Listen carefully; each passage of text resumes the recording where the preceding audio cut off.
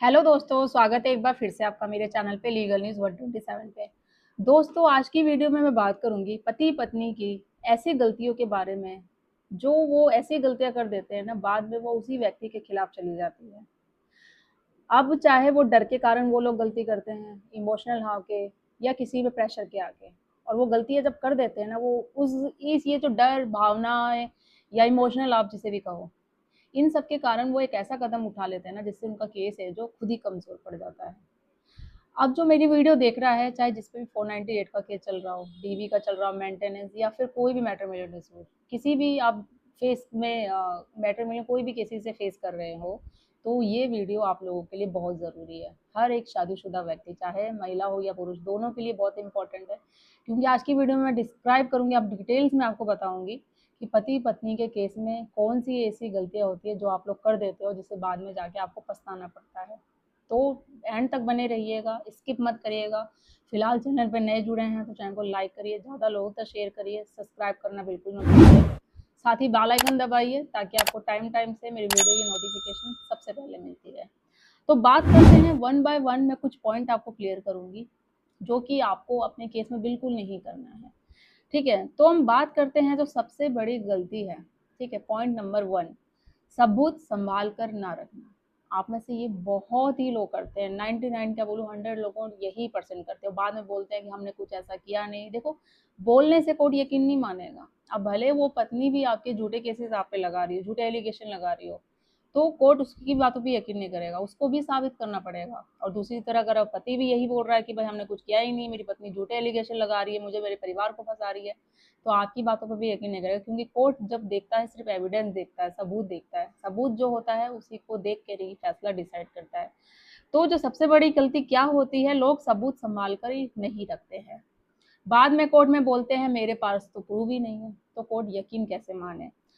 तो दोस्तों, कोर्ट भावनाओं पर नहीं, इमोशन पर नहीं, सबूतों पर चलता है।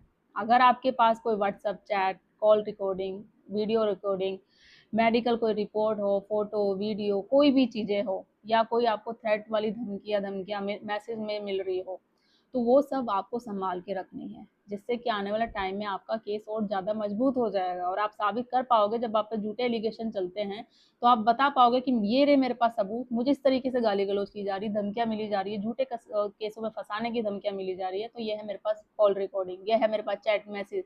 जब भी तो आप साबित कर पाओगे कि आप सच हो और मेरी पत्नी झूठ है। या पत्नी की तरफ से भी बोल रही हूँ, उस महिला की तरफ से अगर वो सच में प्रताड़ित हो रही है, उसके ससुराल वाले या पति वाले उसको परेशान कर रहे हैं, तो आपको भी सबूत संभाल के रखने हैं। तो कुछ भी हो, मैसेज को डिलीट नहीं करना। अगर आपके पास कोई भी मैसेज आता है, कई लोग गुस्से में क्या करते हैं कि चैट ही डिलीट कर देते हैं, और फिर वही ये सबूत आपके पास वही था और आपने वो डिलीट कर दिया, तो बाद में वही सबसे बड़ा क्या होता है, आपका प्रूफ निकलता है, क्योंकि उसमें ही सब कुछ चीजें रहती हैं। तो एग्जाम्पल के तौर पर समझिए कि मान लीजिए किसी ने आप पे फॉल्स एलिगेशन कर रखा हो, या आपकी वाइफ ने आप पे कर रखा हो, या पति ने कर रखा हो, किसी ने भी, लेकिन आपके पास चैट है जो रिलेशनशिप नॉर्मल दिखा रही है, तो वही चीज कोर्ट में क्या होगी, आपकी मदद कर सकती है। अब पॉइंट नंबर टू क्या है, जो गलती होती है गुस्से में, क्या होता है, गलत कदम उठा लेना। दूसरी सबसे बड़ी गलती, गुस्से में फैसला ले लेना। यही सबसे बड़ी गलती है। कई लोग क्या करते हैं, अब्यूज मैसेज भेज देते हैं, धमकी दे देते हैं, सोशल मीडिया पर पोस्ट डाल देते हैं, व्हाट्सएप पे, इंस्टाग्राम में, कहीं पे भी। ठीक है, आपको पता है वो पोस्ट सिर्फ आपके लिए की जा रही है, और बाद में वही स्क्रीनशॉट कोर्ट में इस्तेमाल की जा सकती है। आप प्रूफ दिखा सकते हो कि ये आपके अगेंस्ट ही किया गया है।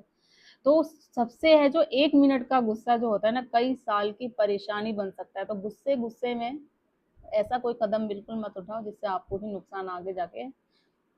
कूल रहो, शांत रहो। आपको पता है अगर आपने कुछ नहीं किया है तो इतना गुस्से लेने की कोई जरूरत नहीं है। एक ही गुस्सा ना सालों साल की परेशानी को यूं झटके में खत्म कर देगा आपको। नंबर थर्ड है बिना कानूनी सलाह के कदम उठा लेना। तीसरी गलती यही है। क्या करते हैं लोग, गूगल देख लेते हैं, कुछ चीजें पढ़ लेते हैं, या लोगों की एडवाइस पे चलने लग जाते हैं। आपके घर में किसी ने बोल दिया, या फ्रेंड सर्कल में भाई तू ऐसे कर ले, या आपके पेरेंट ने ही बोल दिया कि ऐसे नहीं ऐसे कर ले।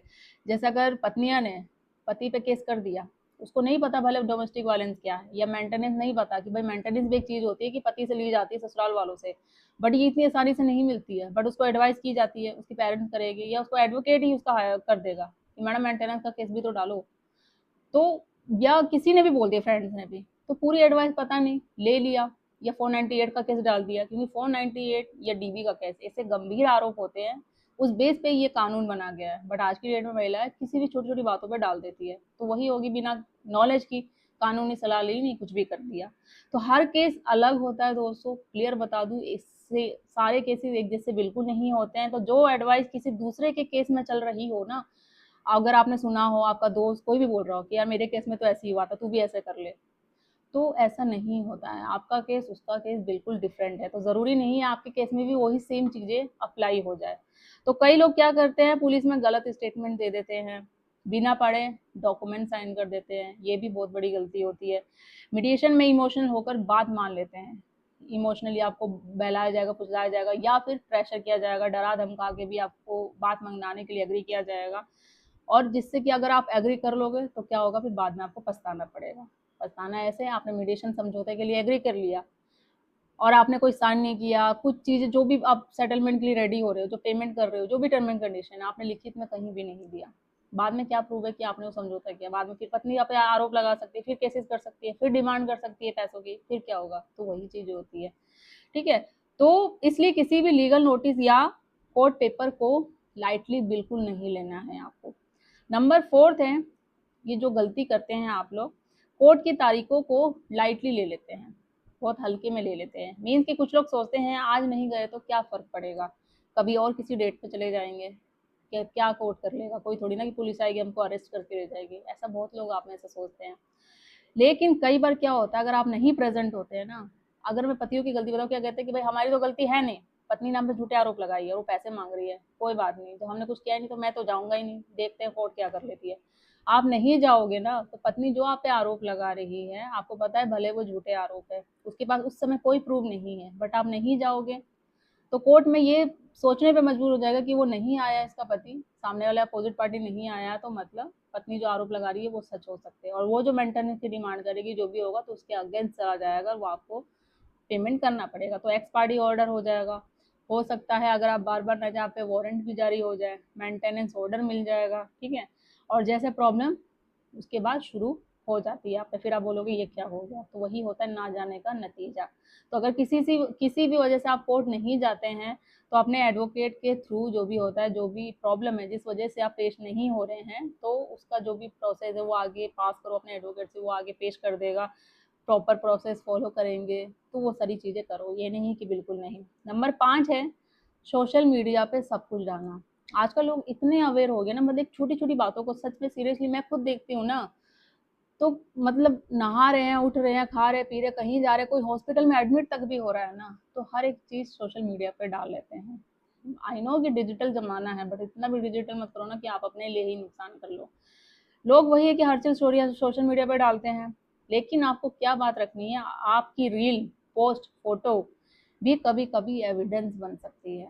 ठीक है, अगर आप कोर्ट में फाइनेंशियली प्रॉब्लम बता रहे हैं और सोशल मीडिया पर लग्जरी लाइफ दिखा रहे हैं, तो सामने वाला पक्ष आप पे सवाल उठा सकता है। ये महिलाओं के केस में बहुत होता है, जब वो मेंटेनेंस की डिमांड करती है ना कि मेरे पास तो रहने खाने पीने की प्रॉब्लम है, वो कोर्ट में ये दिखाएगी मैं बेसिक ज़रूरतों को अपने पूरा नहीं कर पा रही।